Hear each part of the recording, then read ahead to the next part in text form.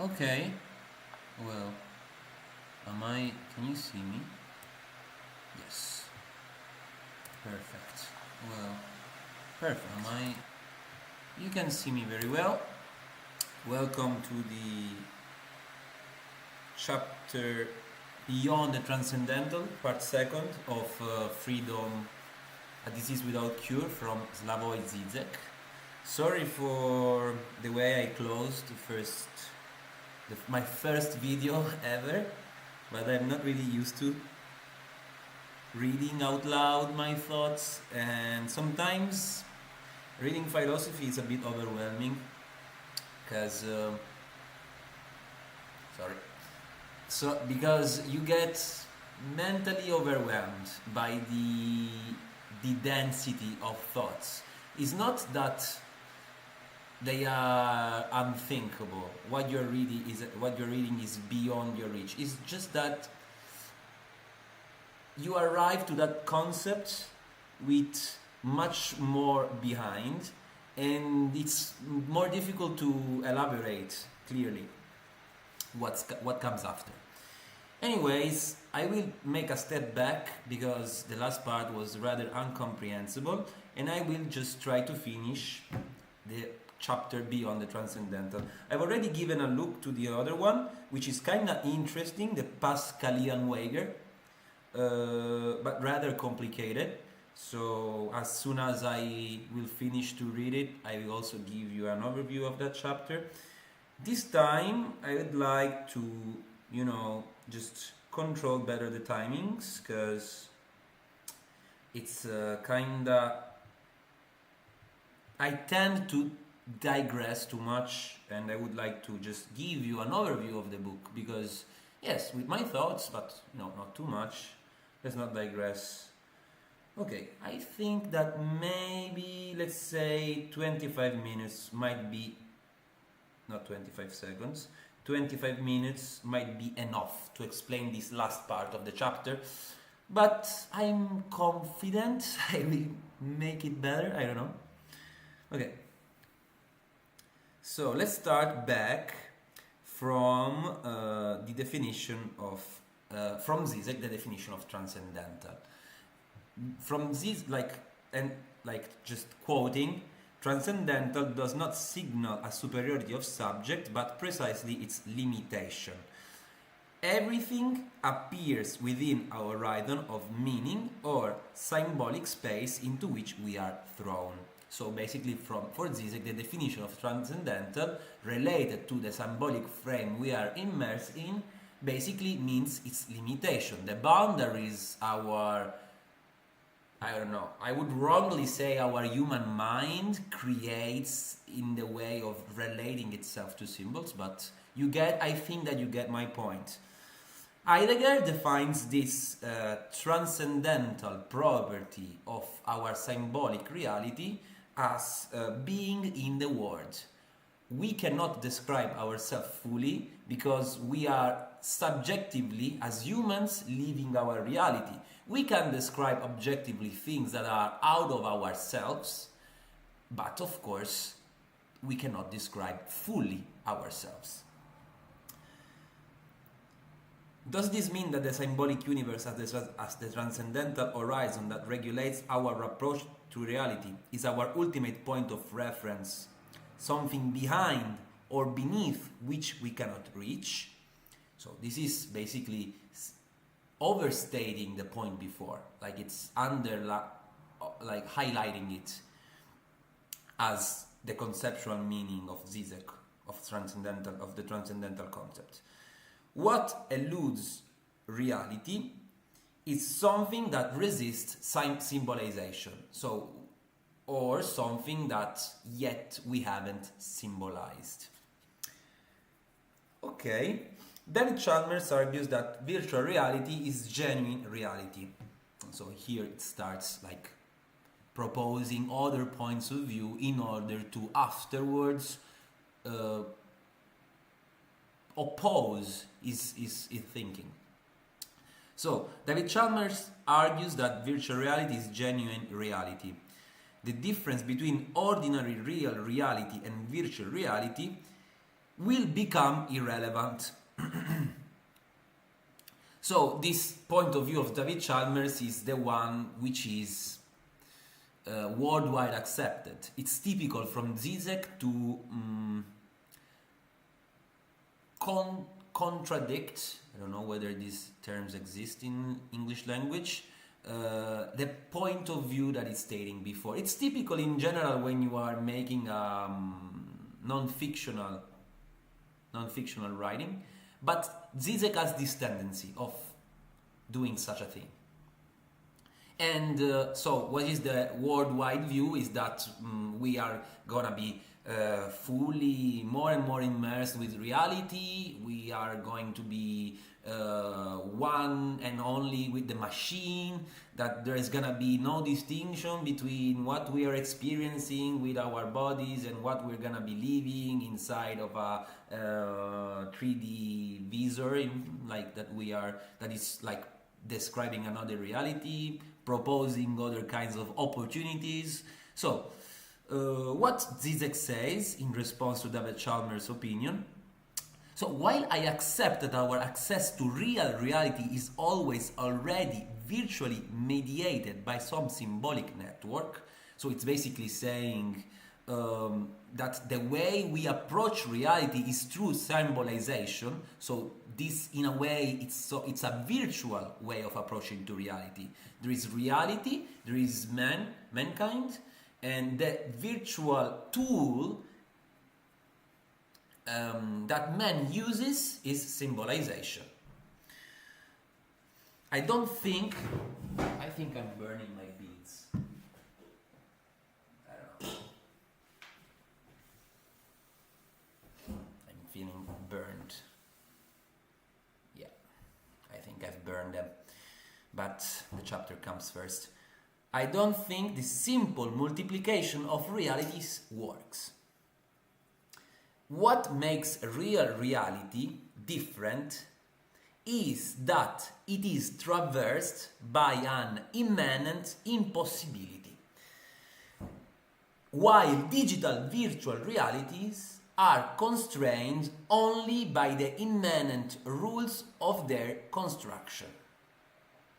So, in a way, let's break this sentence down. It makes sense, I can assure you. Real reality is traversed by an immanent impossibility. So the boundaries that we are facing into the reality that we are living are inside of the reality itself, outside of us and inside of the reality itself. While, on the other hand, the digital virtual realities have constructed boundaries by ourselves. So this is the fundamental difference between the real realities and the virtual realities Zizek is opposing one another. And here it's an interesting example. Zizek, it's famous for relating daily life matters, concerns, situation into his philosophical view. Sometimes he makes it in a rather confusing way, but it's always interesting to see his capability of doing such a thing. I propose here to read Chalmers' title Reality Plus. In the same way, one should read LGBT plus. Is plus just a stand-in for the missing position, like and others, or can one be directly a plus? The properly dialectical answer is yes. The subject is inscribed into a series of its possible identities, precisely as a plus, as an excess that eludes every identification. So basically here is saying that the plus contains the other identification of what is being defined by the concept of LGBT. LGBT is like the unity,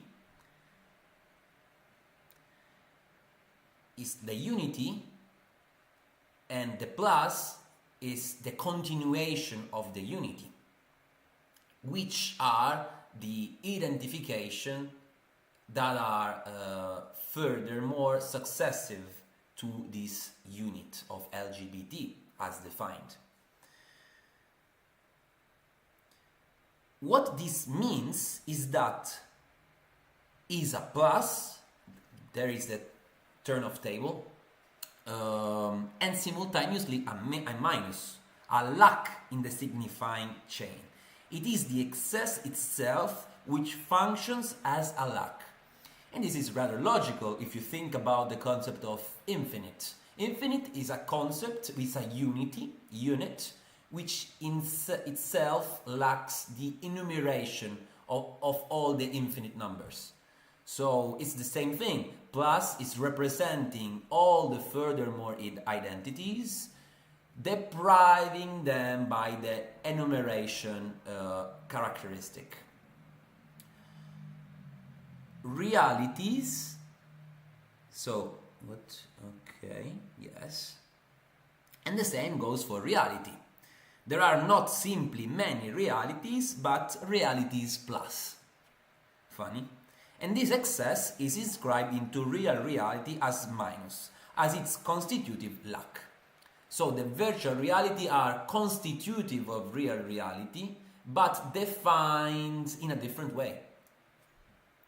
And fundamentally different from the originating unit, realities and LGBT.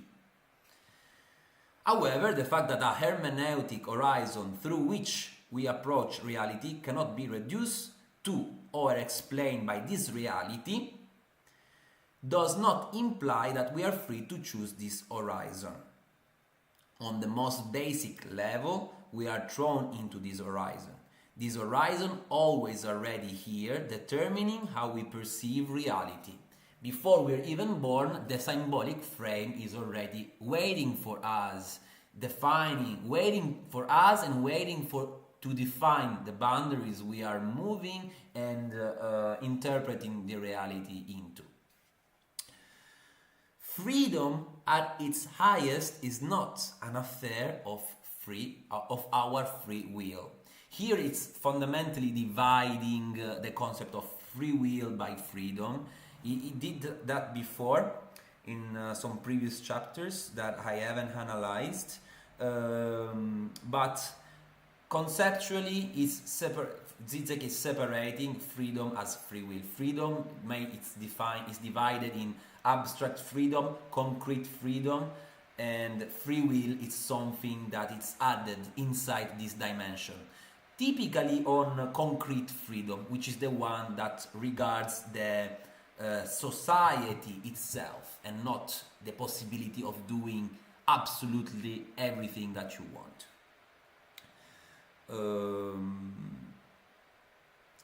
Here, Heidegger misses the point when he dismisses Freud as a causal determinist.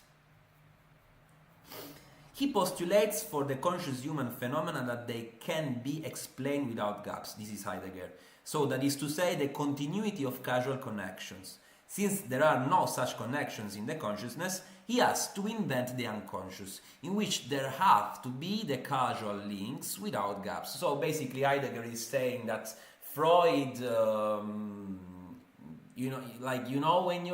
when you're doing an exercise in math and it turns out wrong, but you see that it's wrong at the end, then you try to change it so that it gives you the results that is written on the book.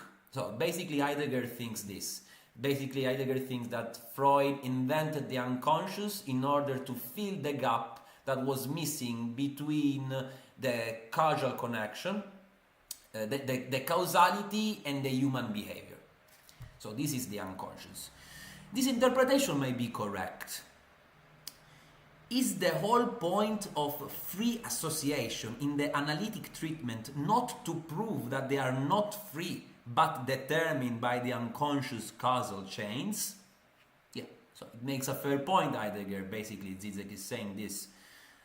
But Heidegger, however, completely misses the point here. As Freud repeatedly emphasized, the unconscious is not an objective causal texture. The subject is fully responsible for it. The unconscious is born with the subject, is changed by the subject, is influenced by the subject. The Freudian unconscious is grounded in the traumatic encounter of anotherness whose intrusion precisely breaks, interrupts the continuity of the causal links. So Freud is basically saying the opposite. But basically Freud is saying that it's this encounter with reality, the big other, as Zizek calls it, that interrupts this supposed causality that is in the beginning of the existence of each being. And this is very fascinating. I think this is a beautiful passage. What Freud called symptoms are ways to deal with a traumatic cut done by the other, while fantasy is a formation destined to cover up this cut. Human freedom is ultimately not a user's illusion, only if it's grounded in this catastrophe. And therefore the chapter ends. This is a beautiful passage in my opinion, because it relates human freedom with this traumatic interaction between a human and a reality itself. It's fascinating, and it's basically saying that without the interaction of human itself with reality, we would be totally deterministic human creatures. You know, there wouldn't be free will, there wouldn't be human freedom, and we would be determined since the beginning. So guys, I hope that you like this chapter. What do you usually say in these cases? I hope click a like, subscribe if you like this content, and I'm looking forward to see you on the other reading. If you got other readings to tell me, I'm open. Mostly on philosophy, modern philosophers. Please not Lacan, because Lacan is some kind of monster in the philosophy world, in my opinion. But I'm open to listen any advice, and subscribe if you want, and see you on the next one.